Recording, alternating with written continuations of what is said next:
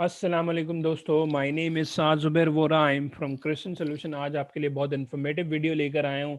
Last video जो मैंने Quick Book accounting software desktop version पे ऊपर बनाई थी, वो ये थी कि how to record bank payment voucher, bank receipt voucher, how to create chart, new chart of account, new company कैसे क्रिएट करते हैं, जनरल एंट्रीज कैसे रिकॉर्ड करते हैं। आज की जो वीडियो है वो बड़ी शॉर्ट वीडियो होगी, मगर बड़ी इंफॉर्मेटिव है, जिसमें हम एस्टिमेट बनाना सीखेंगे कि कोटेशंस जब हम बनाते हैं अपने कस्टमर्स के लिए, तो उनको एस्टिमेट या कोटेशन जो बना के भेजते हैं, तो वो क्विक बुक पे भी बनाई जा सकती है। और देन उसके बाद इनवॉइस कैसे बनाते हैं, उसी एस्टिमेट की अगर इनवॉइस में कन्वर्ट करना है तो उसको इनवॉइस में कैसे कन्वर्ट किया जाता है। तो सबसे पहले हम कस्टमर्स के टैब में जाएंगे और क्रिएट एस्टिमेट्स में जाएंगे। अच्छा, क्रिएट एस्टिमेट्स में वो आपसे आपसे ये पूछ रहा है कि कस्टमर की जॉब, मतलब किस कस्टमर को आप ये एस्टिमेट भेज रहे हैं। अगर आपका कस्टमर लिस्ट में है तो ठीक है, अदरवाइज आप ऐड न्यू में जाके उसको ऐड किया जा सकता है। अभी मैं यहाँ पर एबीसी कस्टमर सेलेक्ट कर रहा हूँ और रिटेल एस्टिमेट है, डेट है 30 अप्रैल, एस्टिमेट नंबर 2 है, और यहाँ पर हम कंपनी का एड्रेस डालेंगे कि ये जो है वो कंपनी कहाँ पर है, उसका कंप्लीट एड्रेस यहाँ पर आ जाएगा। मैं फॉर एग्जांपल ऐसे डाल देता हूँ, ठीक है। और यहाँ पर हमने हमने क्या सेलेक्ट करना, आइटम। अच्छा, आइटम अब चुनाचे मेरी जो क्रिस्टन सॉल्यूशन है वो बेसिकली एक जो है वो सर्विस बेस्ड कंपनी है, तो यहाँ पर मैं सर्विसेज प्रोवाइड कर रहा हूँ। तो मिसाल के तौर पे मैंने एक ऐड न्यू आइटम में गया, और ऐड न्यू आइटम में मैंने जो आइटम सेलेक्ट किया वो सर्विस सेलेक्ट की, और आइटम का नेम रखा फाइनेंशियल मॉडलिंग ट्रेनिंग। अच्छा, और मैंने इसका एक रेट रख दिया कि लेट सपोज 50,000 पर डे, मैंने एक रेट उसकी अमाउंट सेलेक्ट कर ली।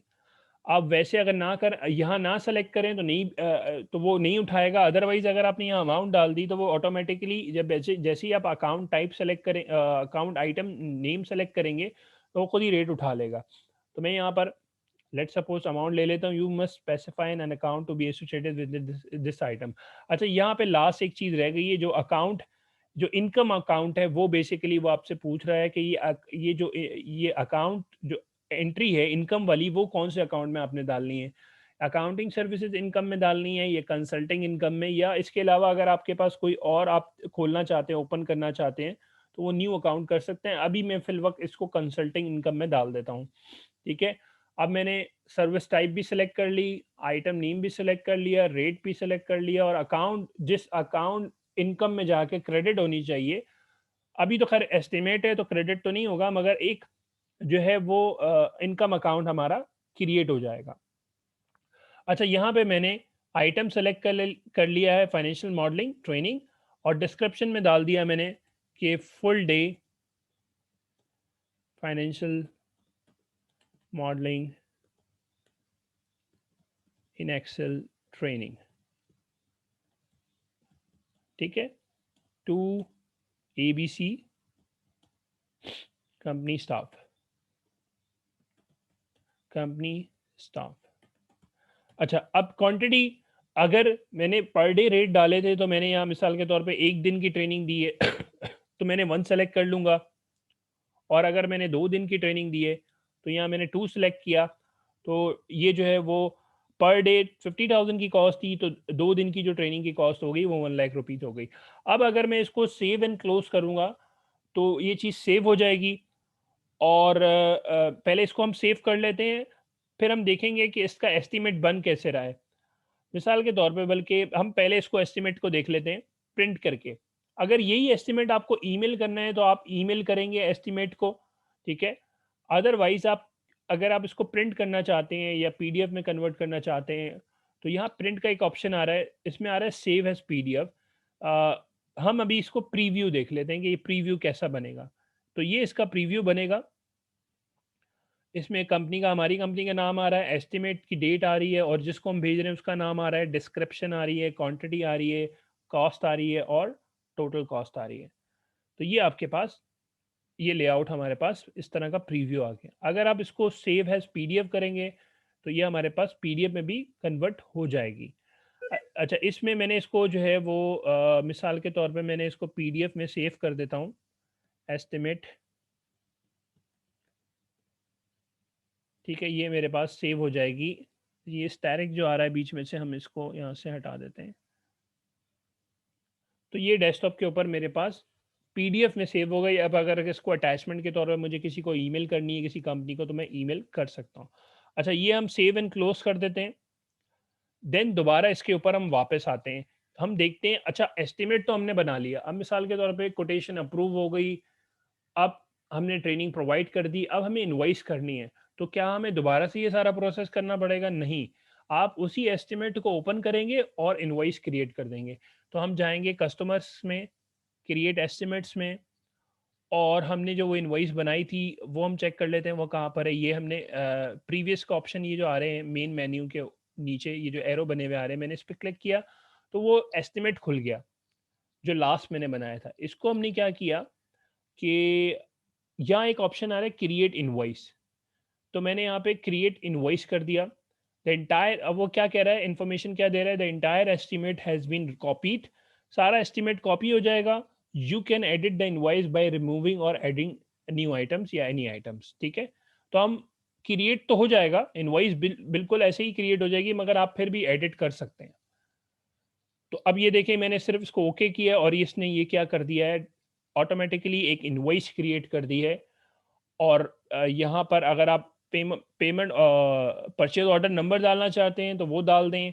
टर्म्स डालना चाहते हैं, आपके 30 डेज की टर्म्स हैं या क्या है वो डालना चाहते हैं। डी ऑन रिसिप्ट है वो डाल दें। रेफरेंस नंबर है वो डाल दें आप।